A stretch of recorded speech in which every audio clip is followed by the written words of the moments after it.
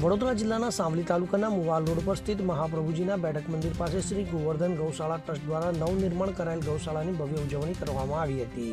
સવારે ગૌ પૂજા કરાઈ હતી, જે બાદ ગાંધી ચોકથી વાજતે ગાજતે ગરબાની રમઝટ સાથે શોભાયાત્રા યોજાઈ હતી। શોભાયાત્રા દરમિયાન પરંપરાગત ગોવાળિયાની અને દ્વારપાલની વેશભૂષા આકર્ષણનું કેન્દ્ર બની હતી, તો શ્રી કૃષ્ણ અને બલરામની વેશભૂષા સાથેની આ શોભાયાત્રાના કારણે વાતાવરણ ખૂબ જ ભક્તિમય બની જવા પામ્યું હતું। શોભાયાત્રા નગરના મુખ્ય માર્ગો થઈ દ્વારકાધીશ મંદિર બસ સ્ટેન્ડ થઈ નવનિર્મિત શ્રી ગોવર્ધન શાળા પહોંચી હતી અને મહોત્સવની પૂર્ણાહુતિ કરવામાં આવી હતી।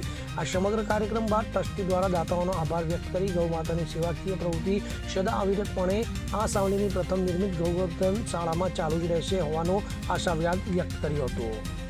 બ્યુરો રિપોર્ટ, પાકો ગુજરાત।